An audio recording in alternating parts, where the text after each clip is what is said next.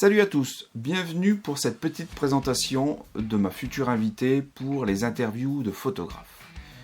La date est fixée au 22 janvier à 21h. Alors surtout, note-la dans ton agenda parce que mon invitée n'est autre que Karine Caporal. Oui, tu as bien entendu, c'est Karine qui va venir discuter en live avec moi et avec toi aussi. Pour le moment, je t'invite à regarder un petit film de présentation et nous on se retrouve juste après.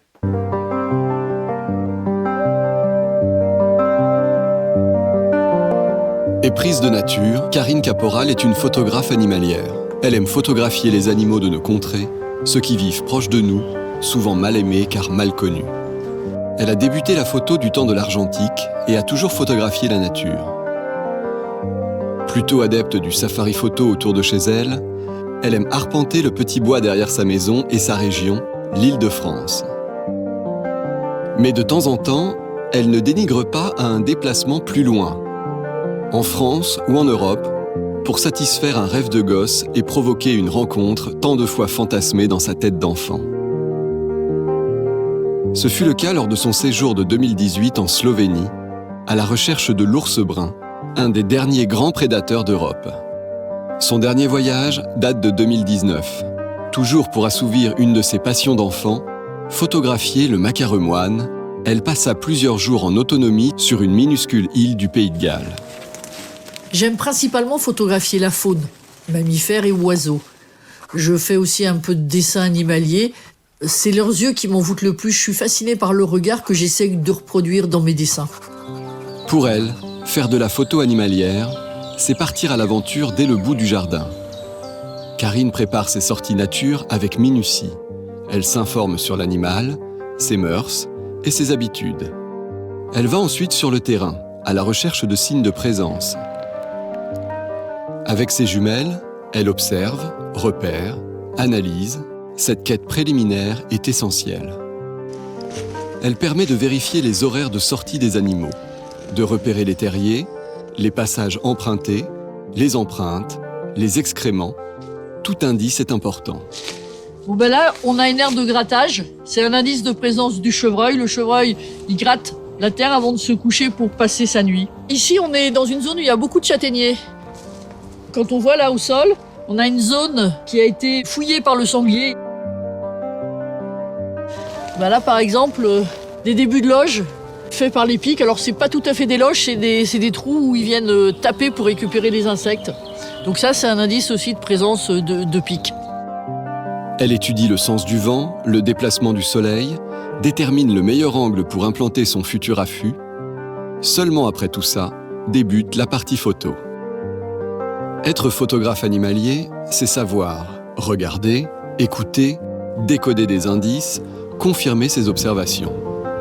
Karine doit être la plus discrète possible, devenir invisible. Elle s'habille, se camoufle le mieux possible pour casser sa silhouette de bipède prédateur, sans bruit et sans odeur qui pourrait la trahir, et souvent pendant des heures. Je préfère l'affût à la billboard. À l'affût, on est caché, on est discret. En billboard, comme on est en déplacement, il y a toujours le risque de déranger un animal. Et puis, moi, être à l'affût, ça me détend, ça me rend sereine. C'est une vraie thérapie pour moi, être dans la nature. Pour elle, une photo ne justifie pas de déranger ou perturber un animal. Elle arrive sur place bien avant que l'animal ne se montre et reste après qu'il ait quitté les lieux. Toujours pour ne pas se faire repérer et ne pas le gêner, elle se sent comme une invitée dans leur domaine. Après son passage, elle veille aussi à ne laisser aucune trace de sa présence. Pourquoi préfère-t-elle l'affût ? À l'affût, on choisit sa place, on choisit son endroit. Et l'animal décide de venir ou pas. Et c'est ça qui est magique. Certaines fois, il arrive rapidement, d'autres fois, même après de longues heures, la carte mémoire reste vide. Mais c'est pas grave parce que je suis riche du moment passé et je rentre détendu et zen. Je me souviens de mon plus long affût. C'était en baie de Somme. Suite à un repérage fructueux, j'ai passé mon fourgon aménagé dans un petit creux de terrain, non loin d'un bosquet. Et j'ai eu la chance de partager la vie d'une fratrie de renardeaux. Ils sortaient régulièrement pendant la journée face à mon objectif.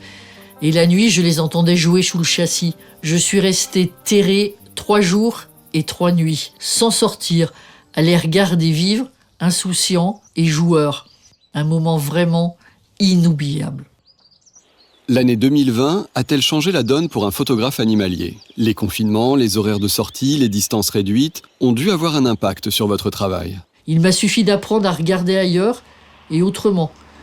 Alors au vu du règlement sanitaire de cette année, j'ai passé beaucoup de temps en prospection à moins d'1 kilomètre de la maison, avec des pièges photographiques afin de rechercher le renard et le blaireau. Et chaque semaine, lorsqu'après avoir récupéré mes cartes mémoire, je m'installais devant mon écran, quel plaisir j'avais en découvrant qui était passé devant les pièges. J'ai pu voir pendant plus de 6 mois vivre des animaux à 2 pas des habitations, dans ma ville, à côté de la gare. Des animaux sauvages vivent là, mais les gens n'imaginent même pas leur présence. Avec mes photos, j'aimerais qu'ils prennent un peu plus conscience qu'il faut les protéger et que la biodiversité est essentielle à notre survie, qu'il faut leur rendre leur place rapidement. J'ai organisé plusieurs rencontres avec des élèves pour les sensibiliser. Ils sont très réceptifs et heureusement, car ce sont eux les adultes de demain. On protège et on aime plus facilement ce que l'on connaît.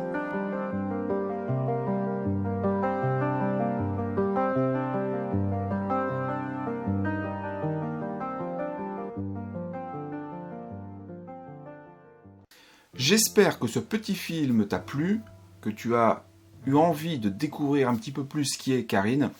Donc je te rappelle la date, c'est le 22 janvier à 21h et nous ferons environ 2 heures de live. Pour l'instant, je te laisse avec quelques images de Karine et moi je te dis au 22 janvier. Ciao!